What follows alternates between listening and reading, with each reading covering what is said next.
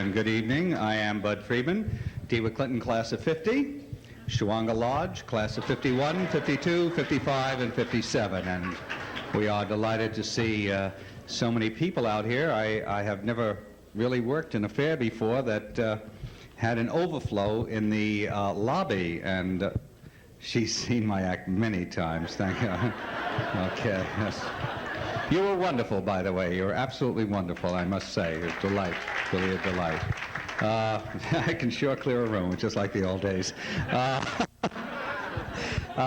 This is really a Jewish 9 o'clock show, and starting at 10, but we have a bevy of talent backstage. Our first performer is a young lady that reminded me backstage that she had sung in one of my few failures in showbiz. I had a little club in Malibu for about, I'd say about $37,000, and she sang there one weekend, and she was a delight, and it's a great pleasure for me to introduce her once again. She's not only a fine singer, but a lyricist as well.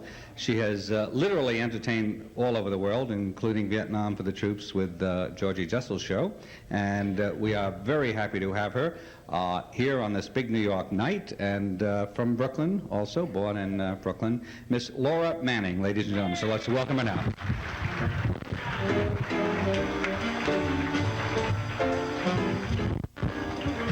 Street.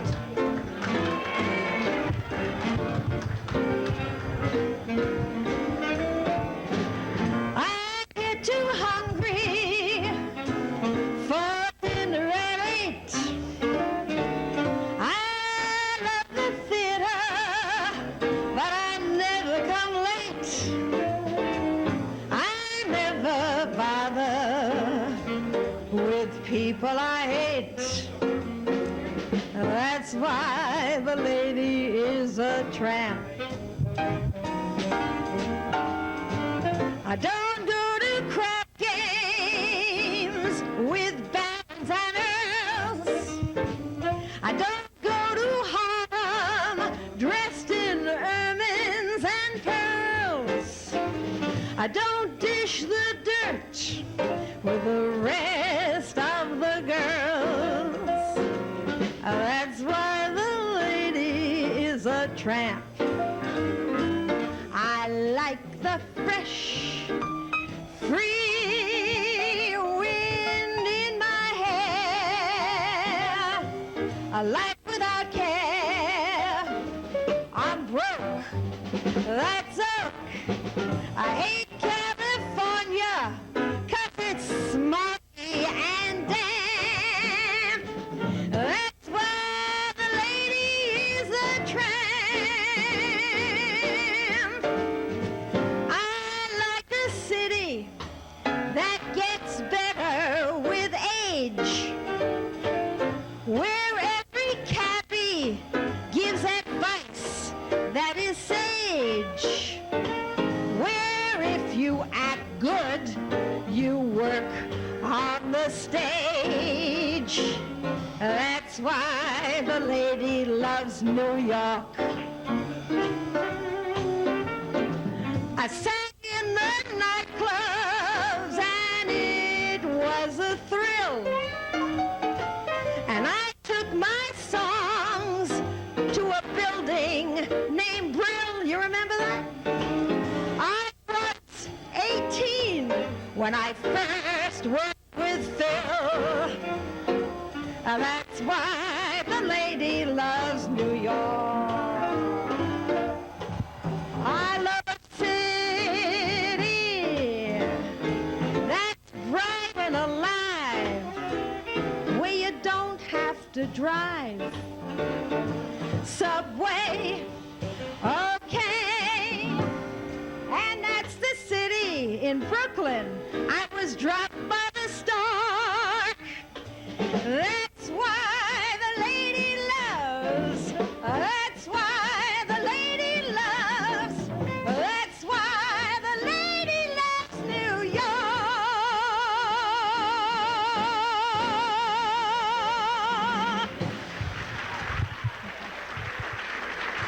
Thank you. Thank you very much. I went to Tilden High. I don't know how many of you remember. I was in Mr. Miranda's Glee Club. Oh, you remember Mr. Miranda? Do you remember, really? Oh, God. I was in the All-City Chorus. And I've had a fabulous life. I've got 2 grown sons, both of whom are in show business and doing well. What can I say? It's been glorious, and I'm so happy to be here tonight.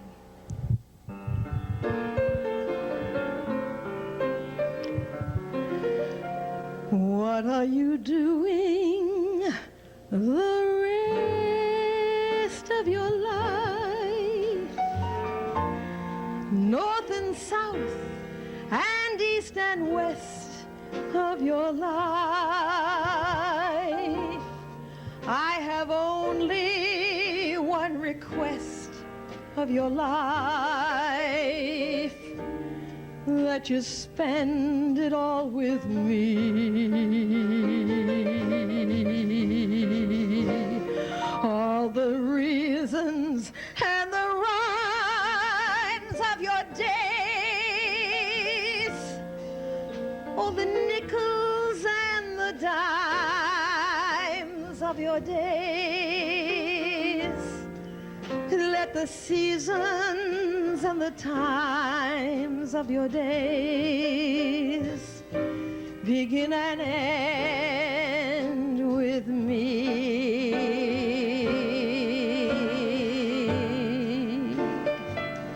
I long to see your face in every kind of light, in fields of dawn or forests of the night.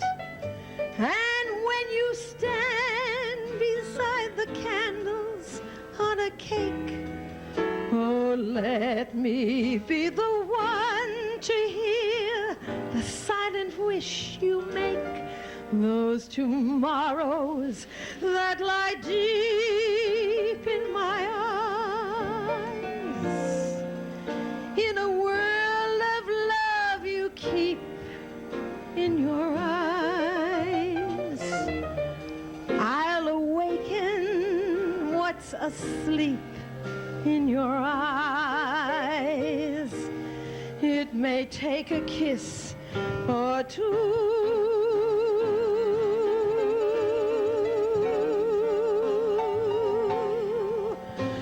for all of my life, summer, winter, spring, or fall of my life, I have only one request of your life, to spend all of your life with me.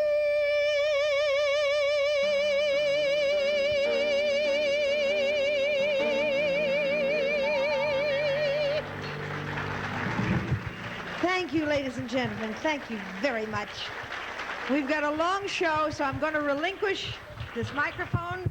Maybe we'll get back and do a little old-time medley singing later on. Thank you.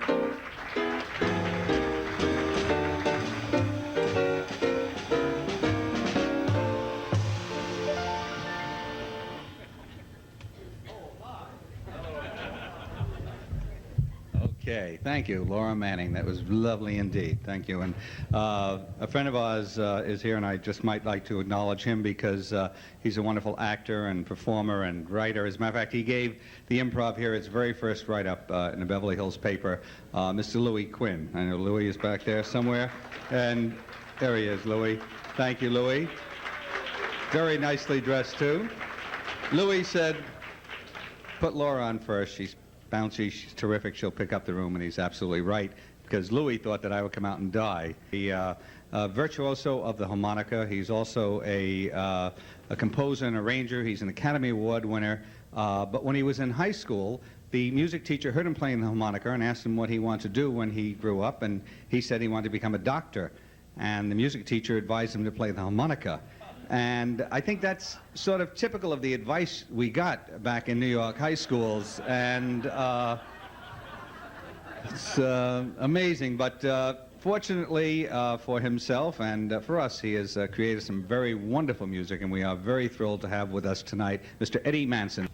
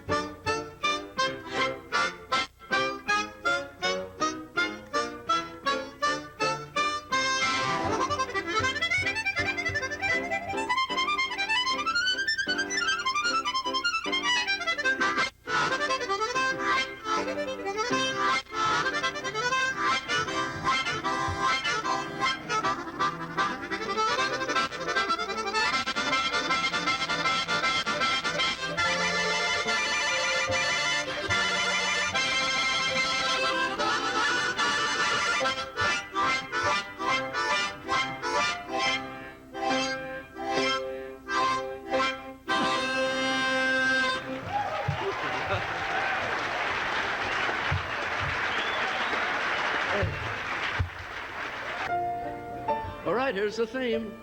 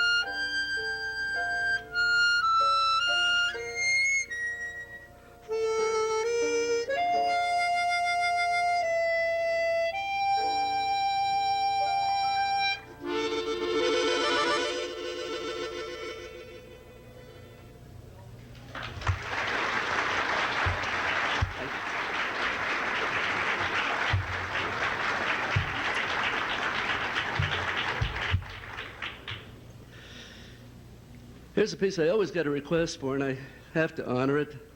Besides, I like playing it. The Romanian Rhapsody, #1 by George Enescu.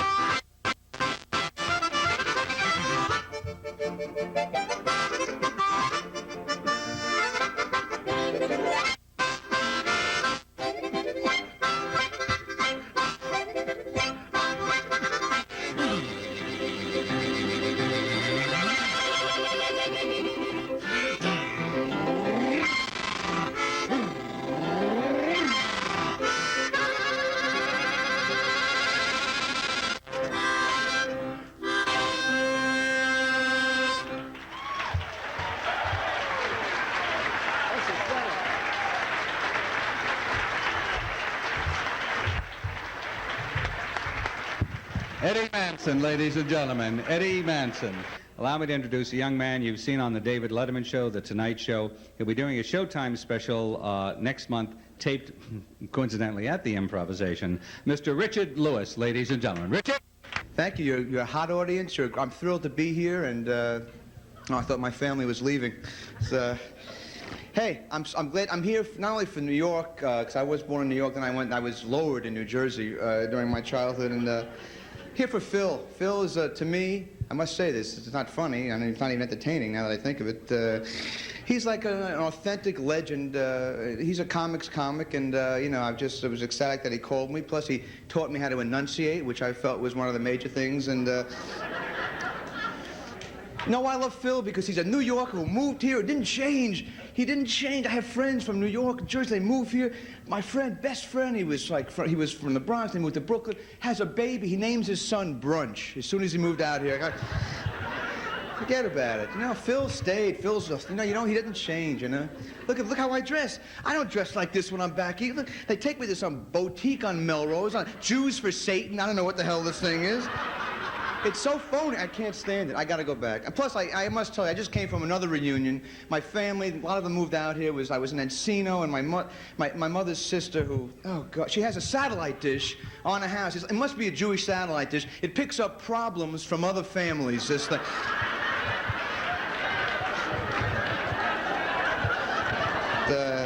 Oh, sorry.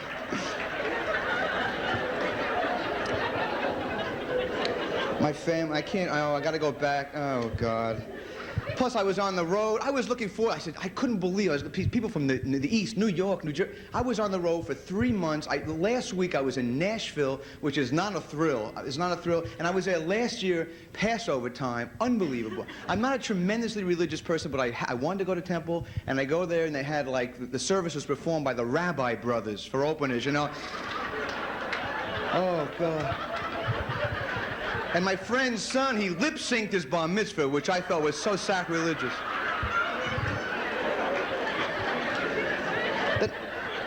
And Bud Friedman should know this. They turned the place into a nightclub. Like a Monday night, have like open cantor night. They have there, you know. Forget about it. So I'm so glad to be here in front of. I feel like I'm back. And I was just back. I have a couple of minutes. I don't know what we even talk about. I was back. I saw the family, and now my mother's coming out here Thursday to visit me. What are we doing, a bar mitzvah album? How much do we need here?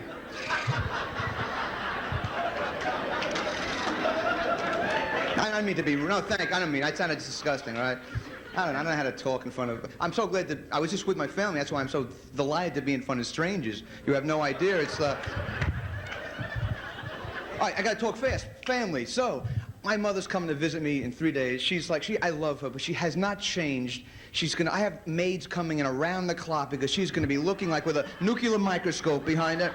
It's going to be Friday. I'm going to spend over $100,000 between now and Thursday because our house in Jersey never changed. When I went back, she made my dog commit suicide because she made Trico wipe its paws off before it came into the house. It's so sad to make a dog. The dog got so neurotic, it developed like a little nervous cough before it barked. It was sad. The dog used to go, I hated to see this.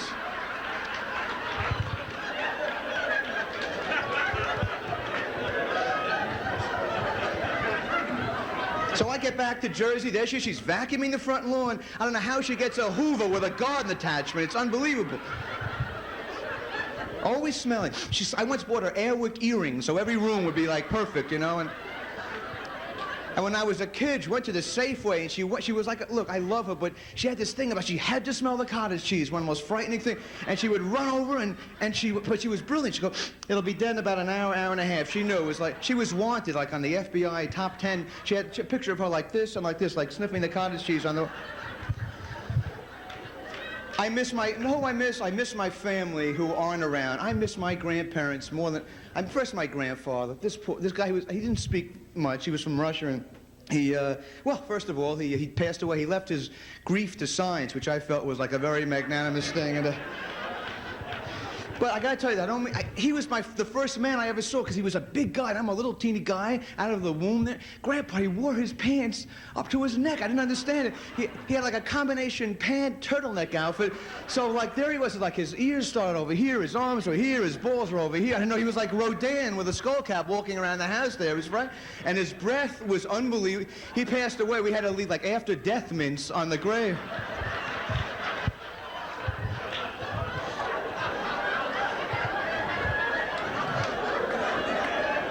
But I loved him, but we couldn't understand him. He would talk like my friends would come over, and he meant well. He was a sweetheart, but he would go, hey, thank you, Grandpa, thank you very much. What does it mean? I was so embarrassed. I had to get the rabbit ears off the Zenith television in the living room, and I scotch taped it on Grandpa's head to get good Grandpa reception. It worked. I used to go, I want a club sandwich. He wants a club sandwich. You know, it's kind of... And my grandma, who I love, was from Russia. I'm a short man. I'm like 5'9". She was literally 2'9" in heels, and she always wore veils, which was frightening. So she was walking around, and I don't know, she wore buns. I'm not against buns, but she had about 17 buns on her head.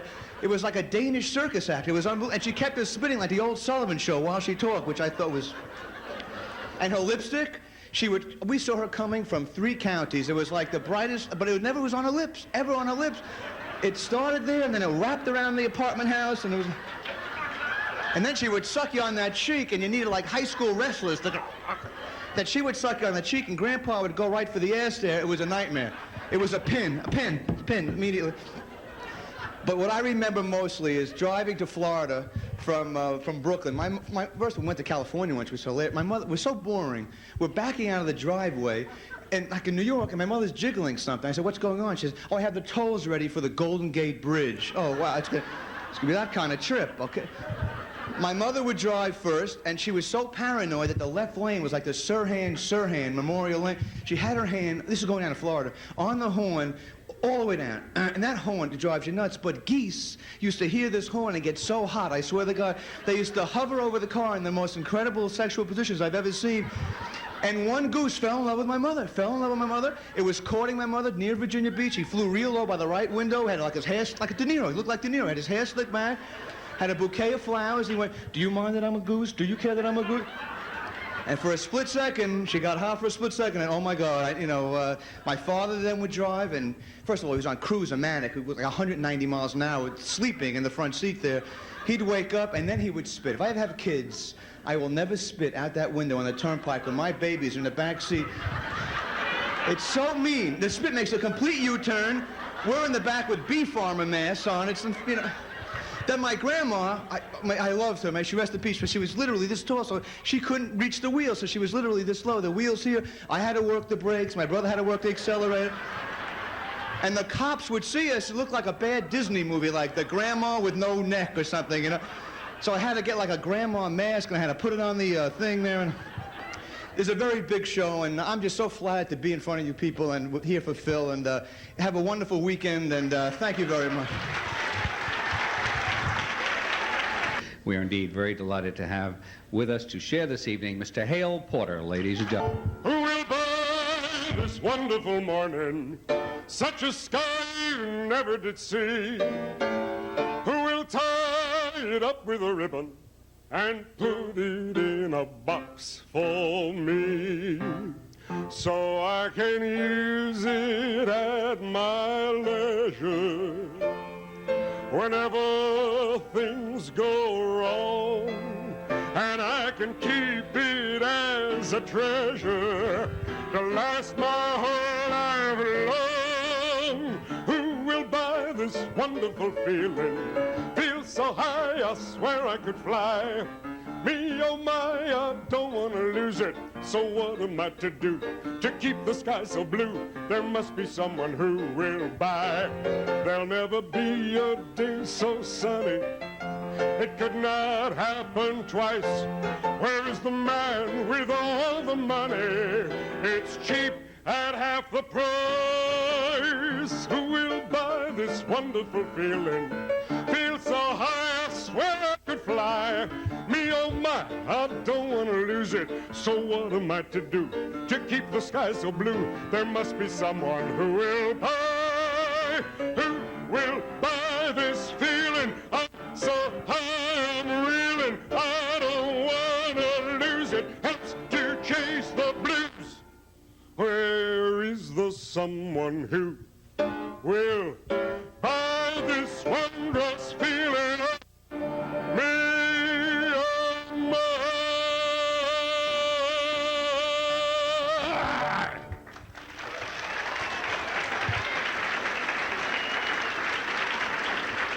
Thank you. Thank you very much. You know that the late Jacques Brel was writing at a time of protest, not only here in the United States, but all over the world. The difference, of course, was that when Jacques said something, people listened. The finale of the Jacques Brel show has taken on the status somewhat of a cult song, and justifiably so. I think perhaps if more people paid attention to the lyric, well, maybe it would be a little better world we live in. Bless you.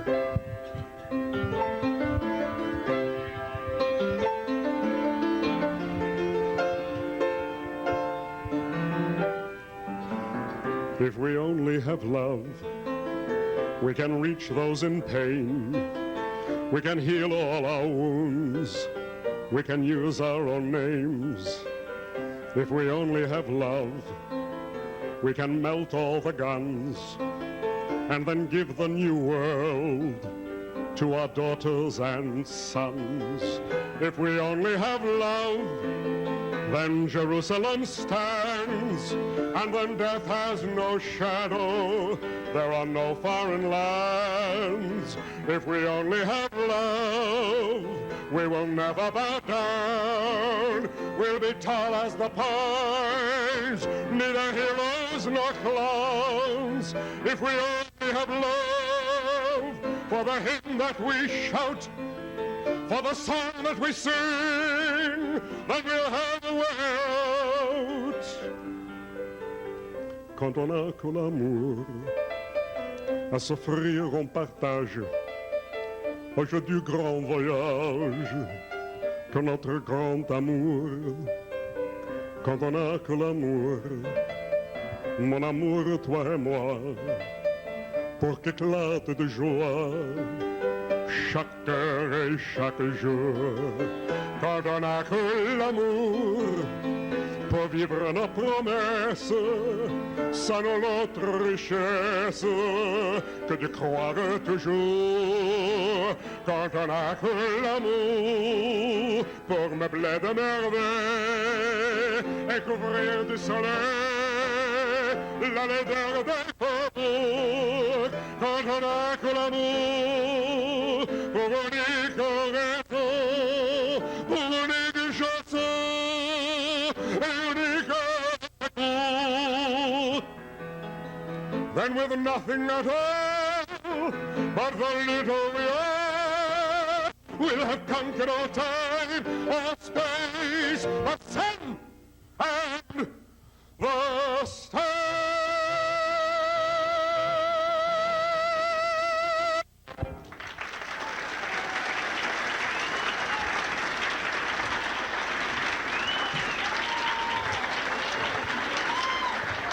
A marvelous comedian you've seen on The Tonight Show and, of course, Evening at the Improv, our own television show where she's a regular. Please welcome, if you will, Miss Dottie Archibald, ladies and gentlemen. Dottie. Thank you. It's really so great to be here for Phil. He had an honor at the Friars Club about 3 years ago that I wanted to go to, but it was a stag, so I miss it. He helps a lot of comedians. He helped me a lot when I first got started. My first really important job was at Caesar's Palace in Las Vegas. I was going to open for Diana Ross for 2 weeks. And I was so excited. It was really a major job, and I told everyone in Los Angeles, I'm going to Caesar's Palace, I'm going to be a star. Well, the day that I was going to open, the person who managed Diana Ross re-signed the Temptations, the singing group. And so the show was like 2 hours long. And so for the second show, they said, could you cut your jokes like about 10 minutes? And I said, okay. And the Temptations cut a few songs. And the show was still a half an hour too long. So they fired me. Oh, Phil was in the hospital in Los Angeles. I was crying. I got on the plane. I came to Los Angeles. I went to the hospital, and he was kind of propped up in bed, and I put my head down in his lap, and I cried for like 2 hours. I said, my career is over. I'm never going to work again. I'm never going to get to write jokes for anyone. I'm never going to get to tell jokes. I'm going to have to get a job as a travel agent. I have to move away from Los Angeles because I called everyone up that I don't like, and I said, drop dead, I'm going to Caesar's Palace. What am I going to do? I cried, and I cried, and I cried, and finally, like 2 hours later, I looked up. Phil was sleeping. I hit him on his chest where his new stitches were. I said, wake up, wake up. What are you doing? My life is over, and you're sleeping. And he looked at me, and he said, leave me alone, leave me alone. He said, I've been fired from 75 nightclubs. If I got crazy like you did over every time I got fired from a nightclub, I'd be dead 30 years ago. And he made me laugh so much that I was able to go home and keep going on and having a good time. And he has that same story. I can't tell you how many people whose rent he's paid. I worked once in Las Vegas with Lola Falana. She told me that he paid for her braces. He paid for her tap dancing lessons when she was like 13 years old. And I met so many, of course, they're always women, interestingly enough, but I've met so many people that he's helped. And so that's the real reason why I came tonight for him, because he is the best. I don't think I've ever met anyone who helped people in show business as much as he does. So the truth is, I'm not from New York. I'm from New Orleans, but from hearing all of Phil's stories about growing up for the last 6 or 7 years since I've known him, I feel like New York has kind of become my second home. I go there a lot. I took my 2 daughters there the first time for a vacation this last Thanksgiving, the first trip we made without their father. It's not that he's dead, it's just that he should be.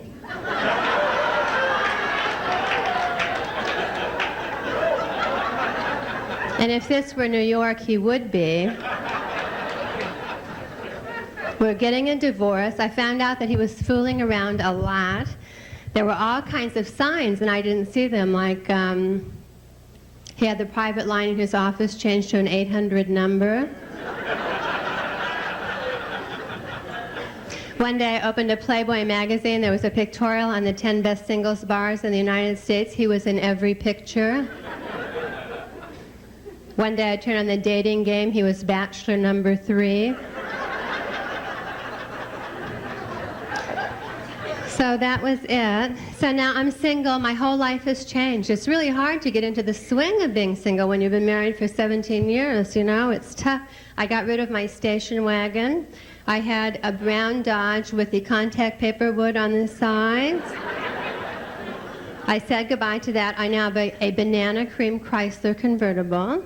I figure if I'm going to be a slut, I might as well look like it.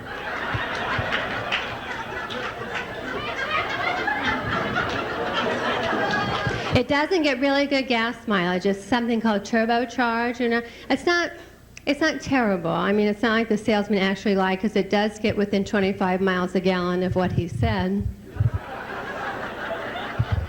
Fabulous car. My life really has changed. I mean, there are certain things that you have to do when you're single that you didn't have to do before. Like, it's a good thing that I work at home because, excuse me, it's very important when you're single to watch Phil Donahue every day. It really is. If it wasn't for Phil Donahue, I wouldn't know that I have a G-spot that I can't find.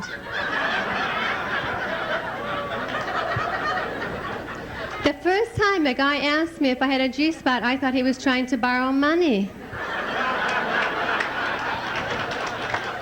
I didn't know. Then I also found out on Phil Donahue that the best place to meet a really nice guy is in the grocery store. Did you know that? No. So here's what I do. On Tuesday, I go to Ralph's. I buy stuff I need. I buy ketchup and paper towels and stuff. Saturday morning, I'm at Irvine Ranch Market. I'm cruising up and down the aisles. I have my little basket. I only buy 2 items. I buy a bottle of champagne and a 6-pack of whipped cream.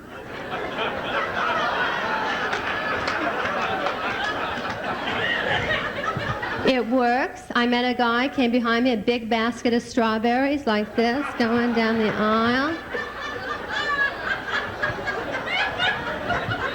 He was cute. I thought, I met him. We had lunch. They're very convenient. You don't even have to go to a motel for lunch. It's right there in the grocery store.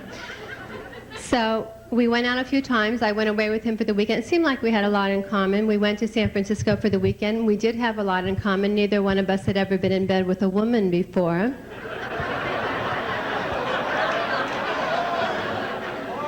I should have figured out he knew San Francisco better than I did. That was the real kicker. But I have been going out, and I've been single for a year. I've been going out.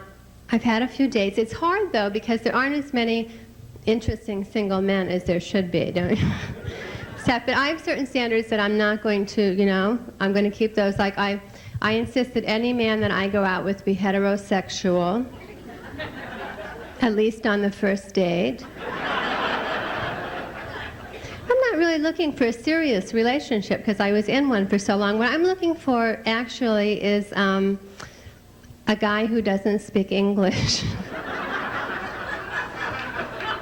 Or maybe even a guy who doesn't speak at all. A deaf mute, perhaps.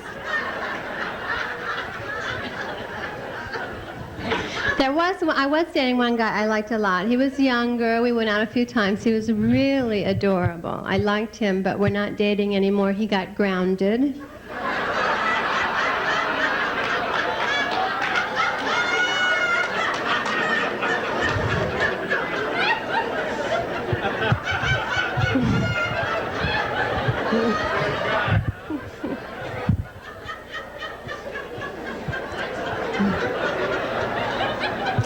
I finally found one guy that I like. I found a guy that I like.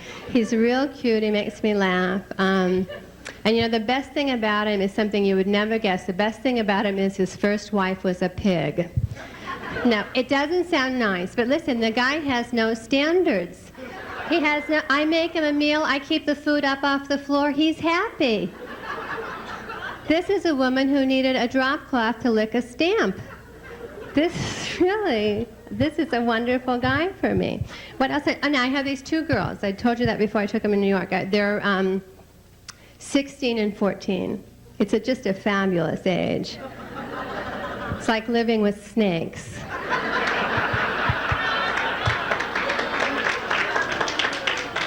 So supportive you could die. During the divorce, they were right there all the time, I mean, we survived it great. Maybe $30,000, $40,000 on therapy. It was a very cheap divorce. They're great, though. They're not real helpful at this age. They don't do laundry because they don't use the dryer. The static cling ruins their hair, And they don't use the washer because it's too complicated, too many knobs. The only knob that they know how to turn says volume. That's... My younger one is into kind of the punk style. She has blue hair. It's very attractive. Yeah, actually, she looks like a Smurf. It's really cute once you get used to her. She could live in Miami Beach. It's exactly the right color, except that it's shaved on the sides. It's a little strange for Miami. The other one, my older daughter, is a jock. She's a runner, the 16-year-old. She does cross-country running. That's amazing to me because before last year, I never saw her use her arms and her legs at the same time. So wonderful. She has been identified by the state of California as gifted. Does this sound great, doesn't it? You know what it means in California? It means that she can read.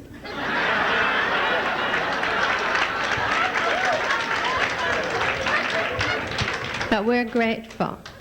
You know what my favorite thing is about New York? I was trying to think today. My favorite thing is the New York Post. You know, I hate that they don't have it here. I buy the New York Times lots of days, and I always get on Sunday to do the puzzle, but I really love to read the New York Post when I'm there. They just have the best article. They're the only newspaper in the United States, I think, that has like a daily score of how many wheelchairs have been stolen by junkies. So, and they always have a picture of the disabled person saying, I just left it on the street for 5 minutes. I can't understand why the person took it. Well, come on, the guy is disabled, his legs don't work, but what about his brain? A person drives their car in New York, they go in a building, they take the car with them. This guy is leaving his wheelchair parked on the street for 5 minutes, and where is he anyway? Is he doing tap dancing lessons? I mean, what's he doing with the wheelchair? And then 5 days later, here's the paper, 5 days later, the New York Times has the front page story is like trouble in the Mideast. The Daily News, the story is lotto. They have a picture of Phyllis Diller with the winning ticket, right? And then the Post, the cover story is how many people wrote in offering wheelchairs to this disabled guy from dead relatives. It's just amazing. Now, if only these people would write in, they would give them straight to the junkies. They could eliminate a lot of crime in the streets, I think, here in New York. I don't know. Anyway, the nice thing about the papers in New York is how much fun they are to read, but the bad thing is when you come here and you get the Los Angeles Times. Isn't it boring? Isn't it like when the Akron ad is the most interesting thing in the first section? Sometimes, as my dog is carrying it up the driveway, he falls asleep.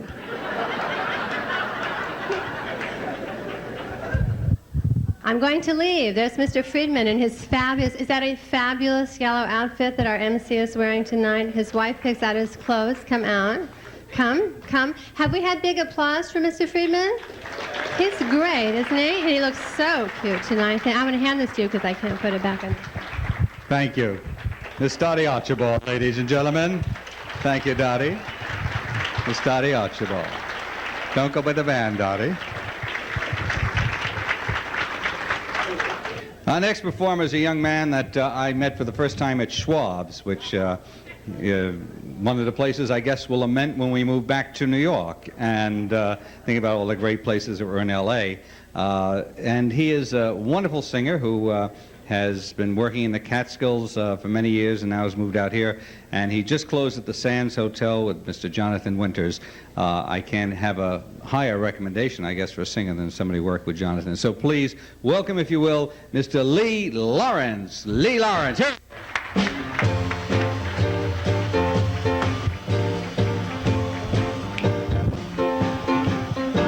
Some men climb a mountain, some men swim the sea, some men fly above the sky.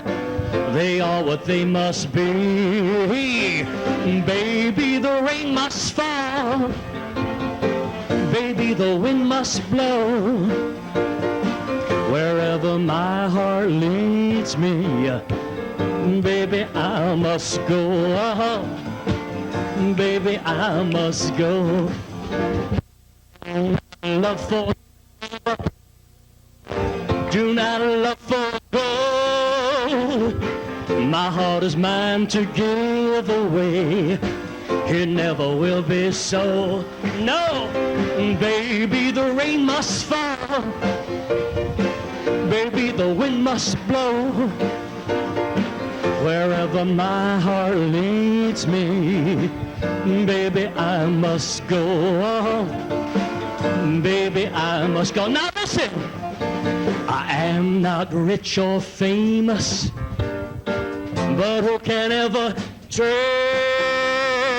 I do not know what waits for me. Maybe heaven or maybe baby, the rain must fall. Baby, the wind must blow. Wherever my heart leads me, baby, I must go. Baby, I must go, that's right. Baby, I must go.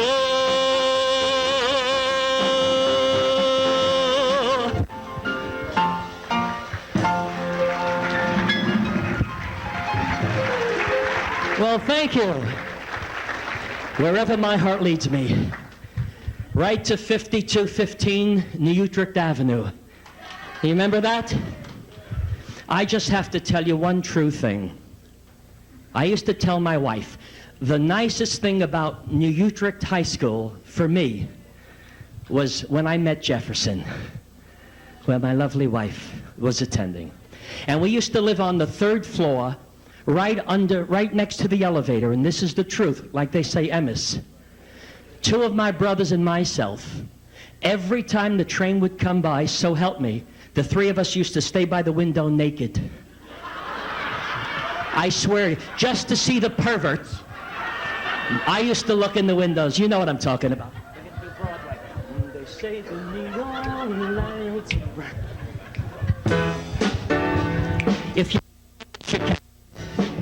If you don't, you better. Anybody remember the Drifters? You do? They just sort of drifted right by, right? Wayne used to do this, right? Except there's no waterfalls here, right?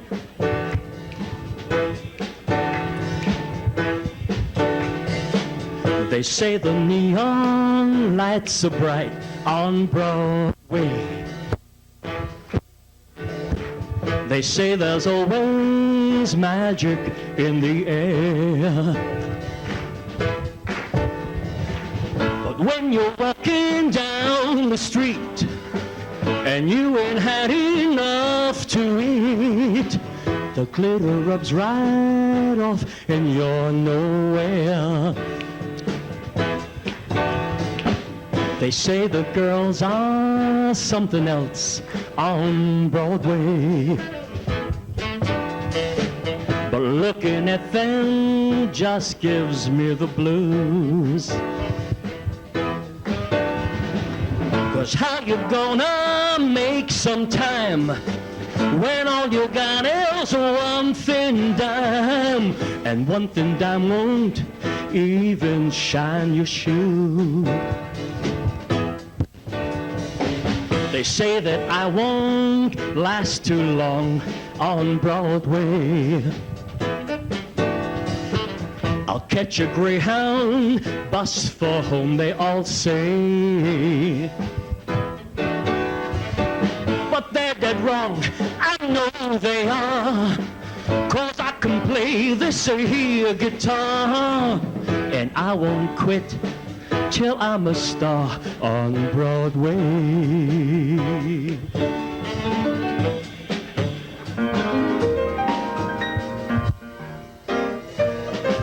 If you know it, come on, guys.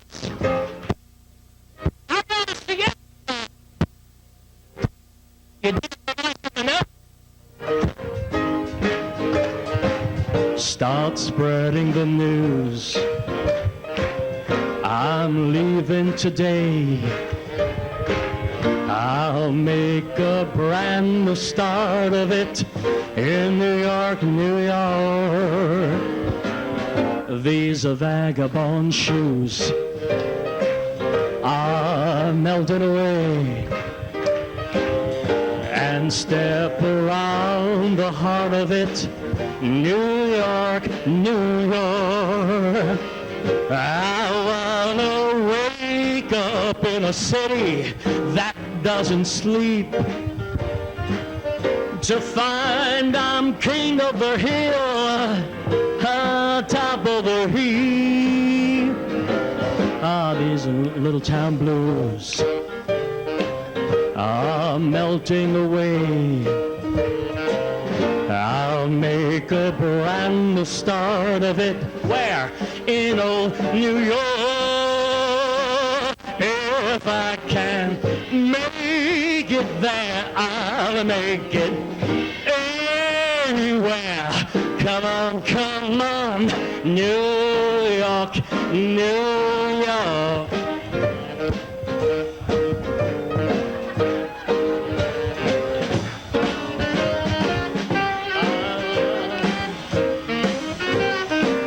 Right to the bridge. I wanna wake up in a city that doesn't sleep, to find I'm king of the hill, head of the list, king of the crop at the top of the heap. My little town blue, I'm melting away. I'll make a brand new start of it in old New York. And if I can make it there, I'll make it anywhere. It's up to you, New York, New York.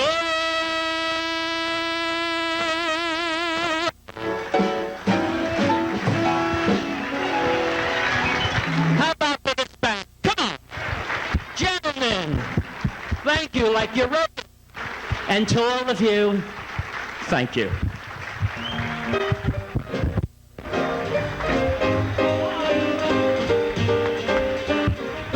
Lee Lawrence, ladies and gentlemen, Lee Lawrence. Thank you, Lee, and thank you guys. Take a well-deserved break. So we used to say in the Catskills, God, would my mentor at Shawanga Lodge be proud of me tonight, huh? I tell you. And now it's truly my very great pleasure and great honor to introduce our honored guest of the evening, a gentleman that I always look forward to seeing on stage or off stage, Mr. Phil Foster, ladies and gentlemen. Phil Foster.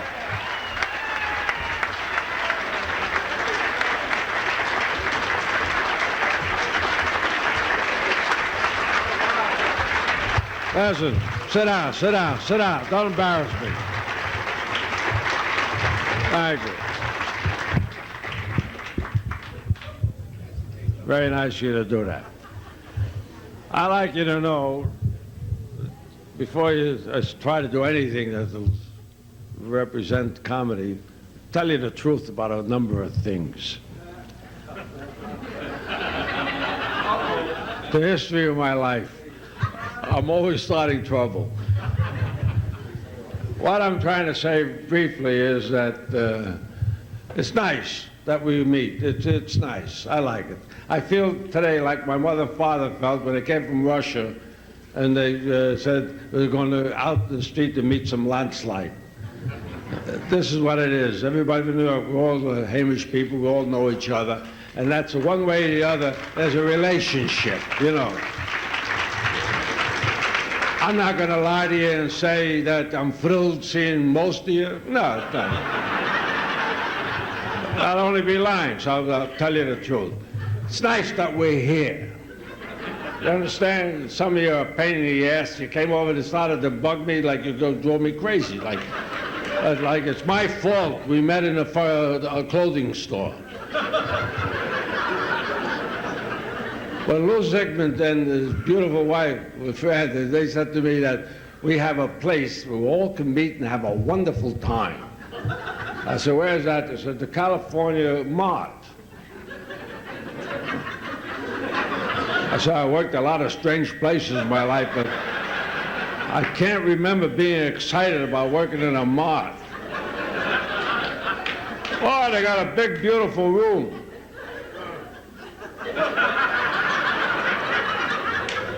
I said, but they show different things. They don't have no shows there. Oh, yeah, they have seats. It's very exciting.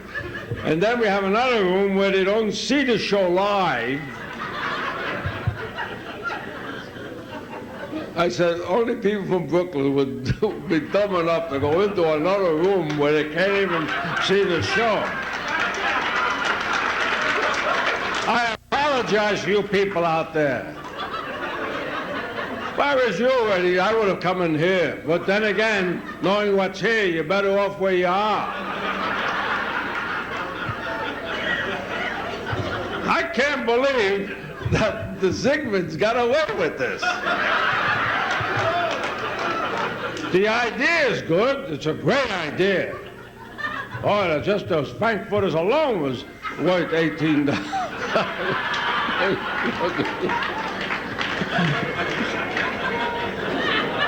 But that's the story of our lives. We people born in New York City, this is us. We know we're being taken, but who gives a shit? What the hell is the difference? We got rooked again. What the hell? Let it go. Had a few laughs, it's worth it. And that Richie Lewis, Dottie Archibald, they're wonderful. I don't write it. All my life, I look for young people. I love young talent. I love talent. I don't care. They say, who's your favorite comedian? I say, anybody that's original. Anybody who creates is my favorite comic. Anybody who creates is a wonderful talent, something that's God-given. If you can get up and do what I'm doing right now, I'm blessed.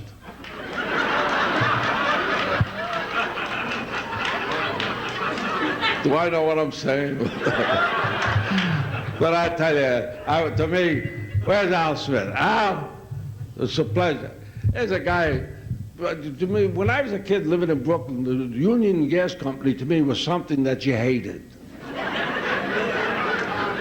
Was that right? Somebody said, where you work? He wouldn't be ashamed. He said, no, I'm over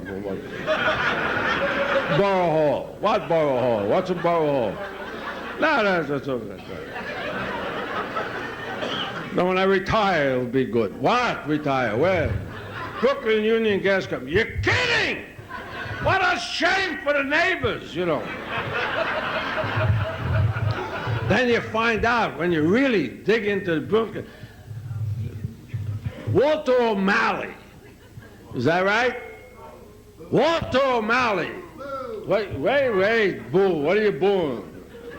Wait till I give you a reason. Walter O'Malley.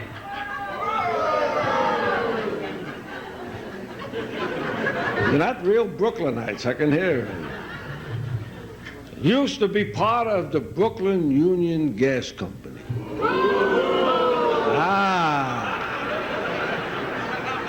The Brooklyn Union Gas Company, I didn't know this, knew what kind of man Walter O'Malley was. So they gave him some extra money and said, go buy the Brooklyn Dodgers. And he bought small shares with the Brooklyn Dodgers. And little by little, with those little beady eyes, he crept and he crawled and he snuck in and he got known. And the first thing he said, I am the president of the Brooklyn Dodgers. Charlie Ebbets, who owned the Dodgers, said, and they retired him. And Walter O'Malley, the genius, next move he made was to say, we will have a new stadium. And you know this whole story. He moved out here. The only man that ever traded a lease on a little park they had here, the old Angels Park, the old California Angels, right? The little park over there. He traded that which he didn't own. He didn't own it. Do you hear what I'm saying here? And he traded something he didn't own for 300 acres. Chavez Ravine, where you need an Indian guide to find it. And if the team ever goes real bad, God bless him like yesterday, 16-2 ain't bad. If the team really goes bad, they got oil there. Did you know that they have oil there? Look what this man created. That one, and to make sure that they won't hate him altogether, he brought the Giants with him. He gave him the coldest spot in America, in San Francisco.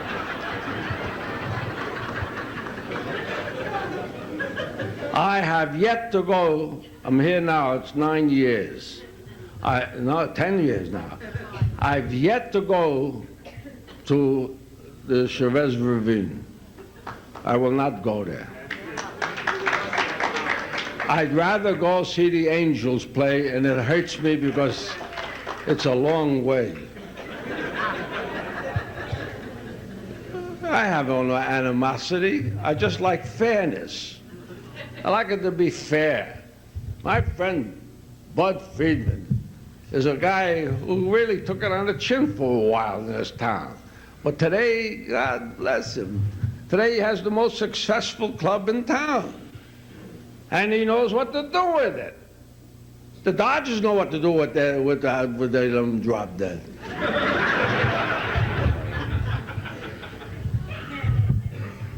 Al Smith, with June 2nd, you made a wonderful speech here, a little long.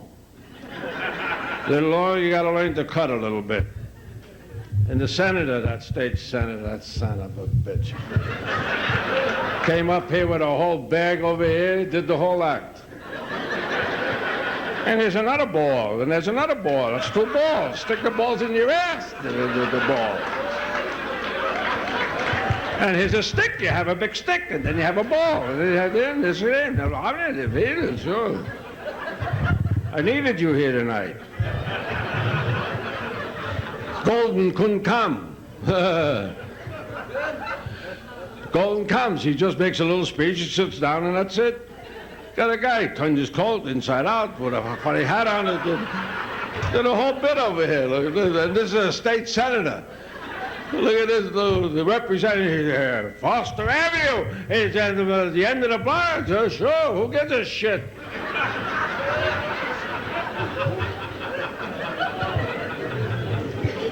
Now he'll go home and tell him to say how good he did here.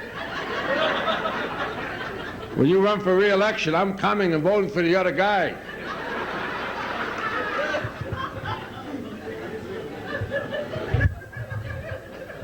I asked a couple of guys to come down here, like Dave Barry, who I think is one of a very funny man. I asked Jacques DeLeon to come down here. Unfortunately, the show took an extra hour with the wonderful presentations they gave me.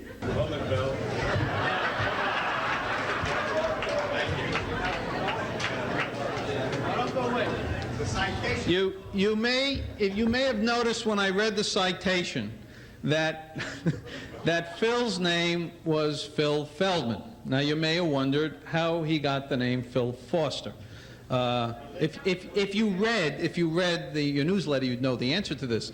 But it's because he wanted to name himself Phil Foster Avenue, but the avenue didn't stick. So his name became Phil Foster because Foster Avenue was his favorite street in Brooklyn. Now, by coincidence, Foster Avenue is the northern boundary of my Senate district. And we wanted to get Phil a Foster Avenue sign. And as a matter of fact, the city authorized it. But when they went to try to take it down, the bolts were frozen. They couldn't get it off. So we have a replica.